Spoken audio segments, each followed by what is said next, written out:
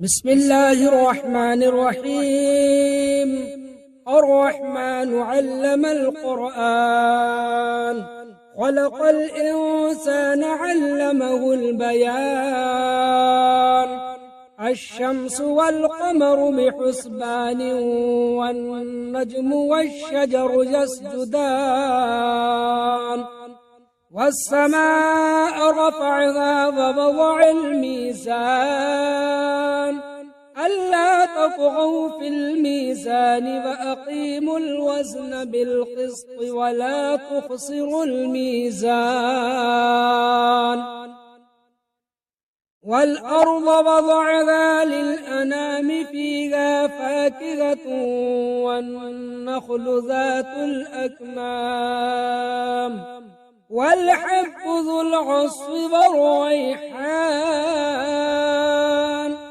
فبأي آلاء ربكما تكذبان؟ خلق الإنسان من صلصال كالفخار، وخلق الجان من مارج من نار. فبأي آلاء ربكما تكذبان؟ رب المشرقين ورب المغربين، فبأي آلاء ربكما تكذبان؟ مرج البحرين يلتقيان، بينهما برزخ لا يبغيان. فبأي آلاء ربكما تكذبان؟ يخرج منهما اللؤلؤ والمرجان،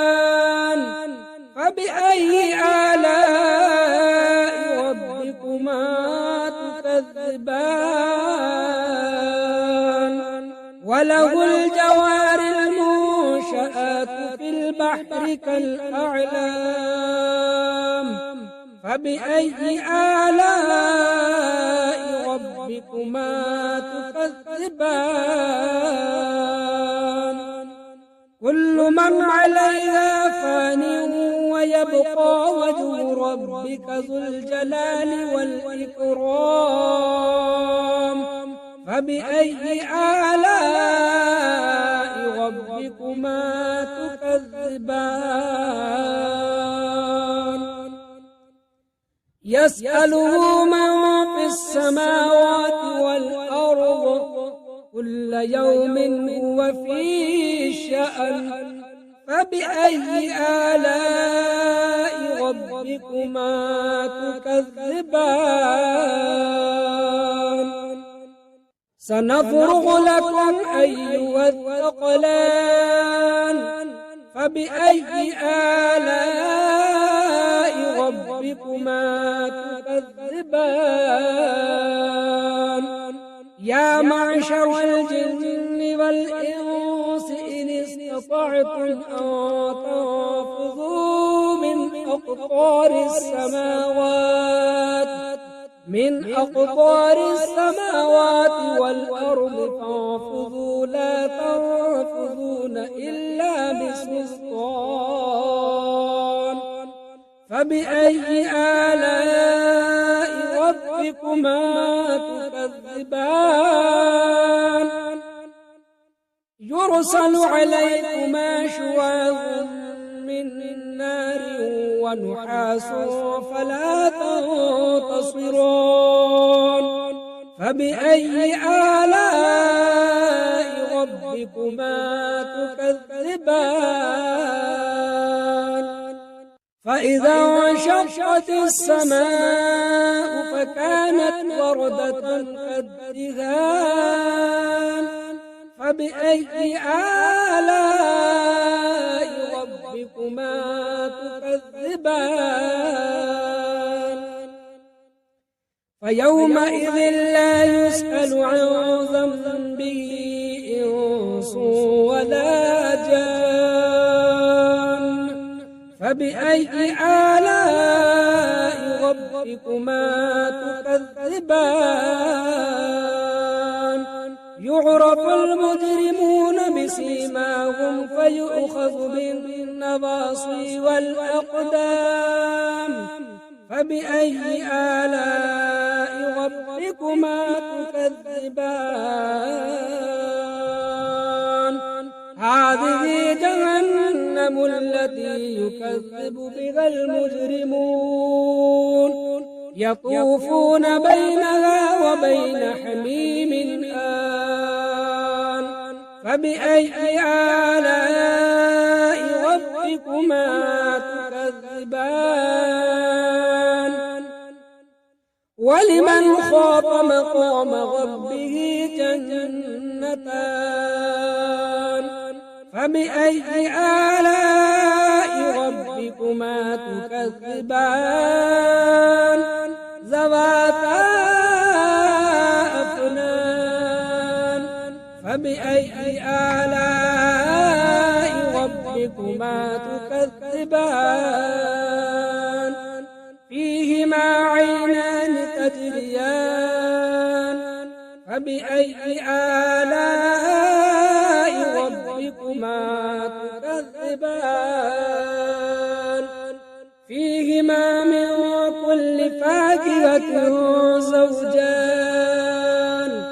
فبأي آلاء ربكما تكذبان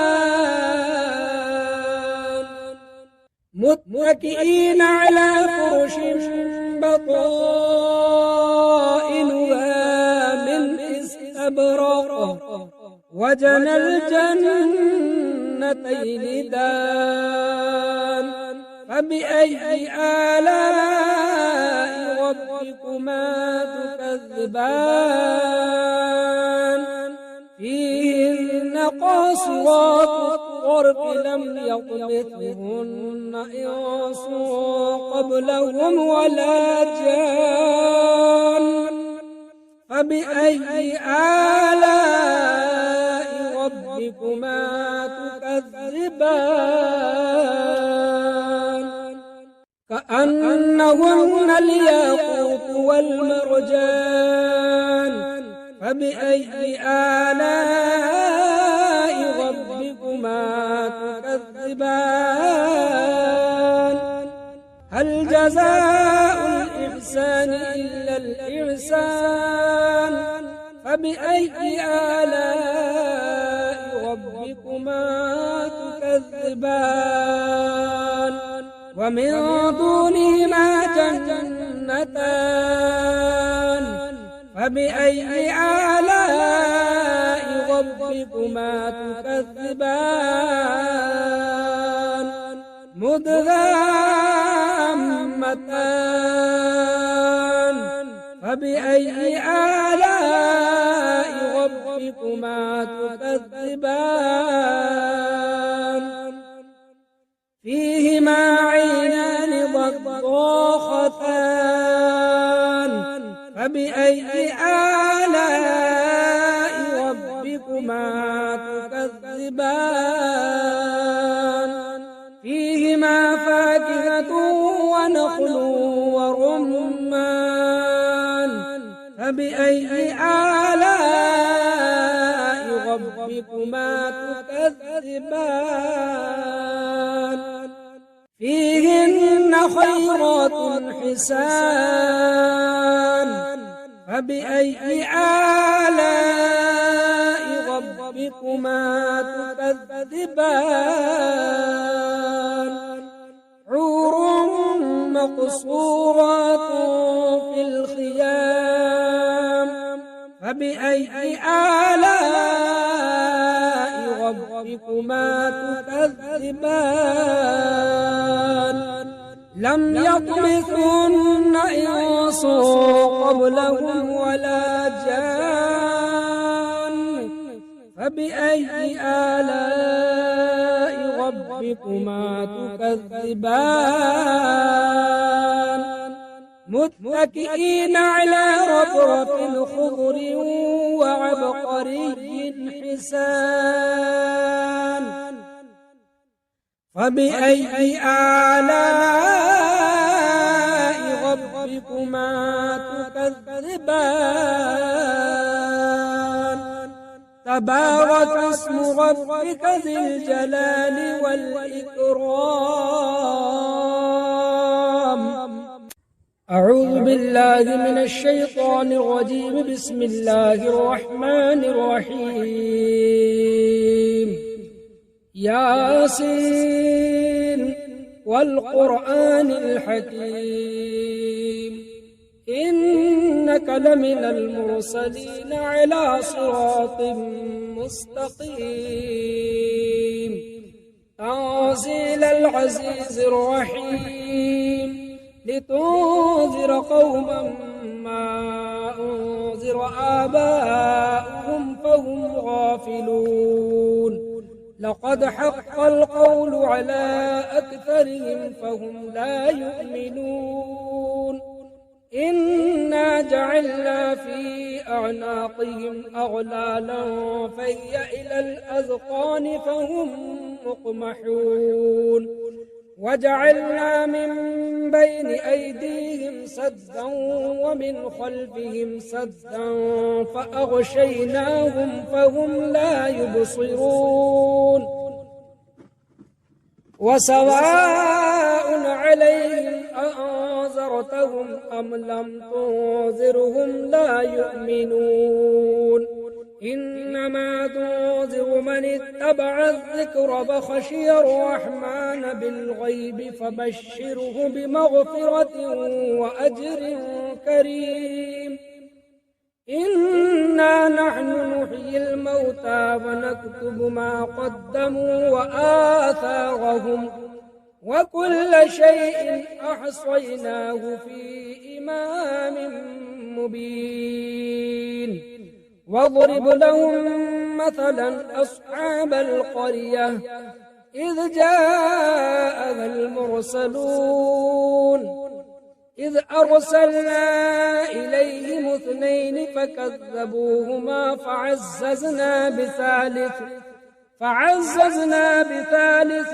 فقالوا إنا إليكم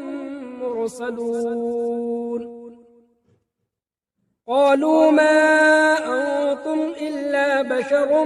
مثلنا وما أنزل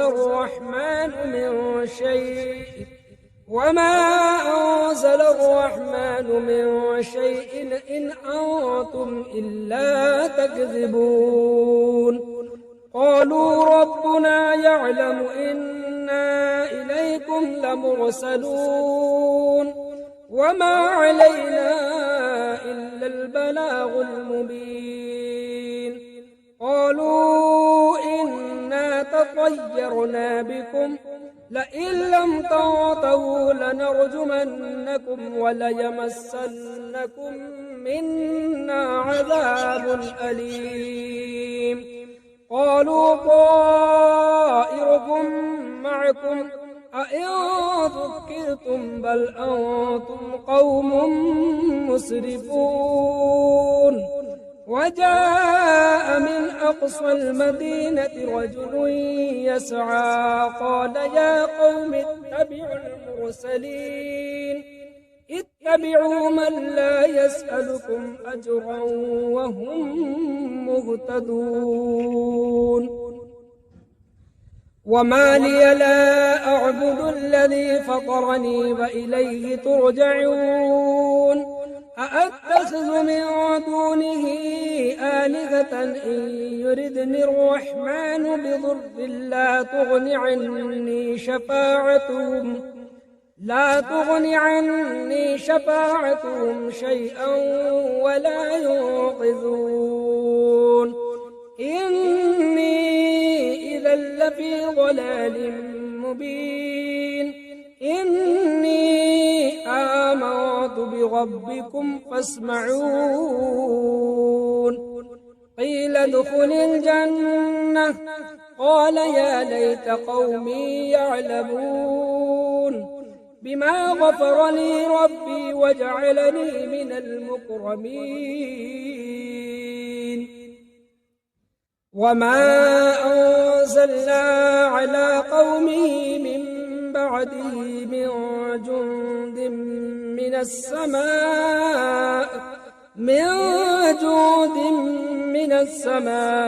وما كنا منزلين إن كانت إلا صيحة واحدة فإذا هم خامدون يا حسرة على العباد ما يأتيهم من رسول إلا كانوا به يستهزئون ألم يروا كم أهلكنا قبلهم من القرون أنهم إليهم لا يرجعون وإن كل لما جميع لدينا محضرون وآية لهم الأرض الميتة أحييناها فأخرجنا منها حبا فمنه يأكلون وجعلنا فيها جنات من نخيل وأعناب وفجرنا فيها من العيون ليأكلوا من ثمره وما عملته أيديهم أفلا يشكرون سبحان الذي خلق الأزواج كلها مما تنبت الأرض ومن أنفسهم ومما لا يعلمون وآية لهم الليل نسلخ منه النهار فإذا هم مظلمون والشمس تجري لمستقر لها ذلك تقدير العزيز العليم والقمر قدرناه منازل حتى عاد كالعرجون القديم لا الشمس ينبغي لها أن تدرك القمر ولا الليل سابق النهار وكل في فلك يسبحون وآية لهم أنا حملنا ذريتهم في الفلك المشحون وخلقنا لهم من مثله ما يركبون وإن نشأ نغرقهم فلا صريخ لهم ولا هم ينقذون إلا رحمة منا ومتاعا إلى حين وإذا قيل لهم اتقوا ما بين أيديكم وما خلفكم لعلكم ترحمون وما تأتيهم من آية من آيات ربهم إلا كانوا عنها معرضين وإذا قيل لهم أنفقوا مما رزقكم الله قال الذين كفروا للذين آمنوا أنطعم من لو يشاء الله أطعمه إن أنتم إلا في ضلال مبين ويقولون متى هذا الوعد إن كنتم صادقين ما ينظرون إلا صيحة واحدة تأخذهم وهم يخصمون فلا يستطيعون توصية ولا إلى أهلهم يرجعون ونفخ في الصور فإذا هم من الأجداث إلى ربهم ينسلون قالوا يا ويلنا من بعثنا من مرقدنا هذا ما وعد الرحمن وصدق المرسلون إن كانت إلا صيحة واحدة فإذا هم جميع لدينا محضرون فاليوم لا تظلم نفس شيئا ولا تجزون إلا ما كنتم تعملون إن أصحاب الجنة اليوم في شغل فاكهون هم وأزواجهم في ظلال على الأرائك متكئون لهم فيها فاكهة ولهم ما يدعون سلام قولا من رب رحيم وامتازوا اليوم أيها المجرمون ألم أعهد إليكم يا بني آدم ألا تعبدوا الشيطان إنه لكم عدو مبين وأن اعبدوني هذا صراط مستقيم ولقد أضل منكم جبلا كثيرا أفلم تكونوا تعقلون هذه جهنم التي كنتم توعدون اصلوها اليوم بما كنتم تكفرون اليوم نختم على أفواههم وتكلمنا أيديهم وتشهد أرجلهم بما كانوا يكسبون ولو نشاء لطمسنا على أعينهم فاستبقوا الصراط فأنى يبصرون ولو نشاء لمسخناهم على مكانتهم فما استطاعوا مضيا ولا يرجعون ومن نعمره ننكس في الخلق أفلا يعقلون وما علمناه الشعر وما ينبغي له إن هو إلا ذكر وقرآن مبين لينذر من كان حيا ويحق القول على الكافرين أولم يروا أنا خلقنا لهم مما عملت أيدينا أنعاما فهم لها مالكون وذللناها لهم فمنها ركوبهم ومنها يأكلون ولهم فيها منافع ومشارب أفلا يشكرون واتخذوا من دون الله آلهة لعلهم ينصرون لا يستطيعون نصرهم وهم لهم جند محضرون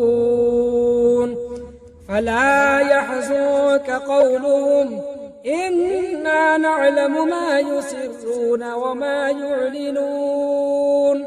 أولم ير الإنسان أنا خلقناه من نطفة فإذا هو خصيم مبين وضرب لنا مثلا ونسي خلقه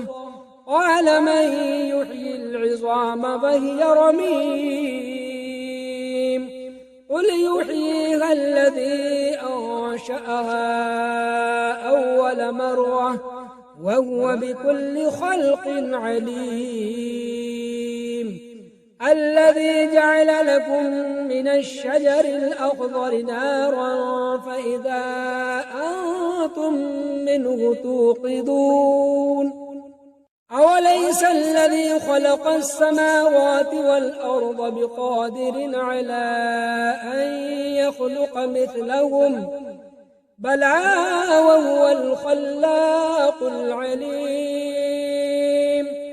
إنما أمره إذا أراد شيئا إذا أراد شيئا أن يقول له كن فيكون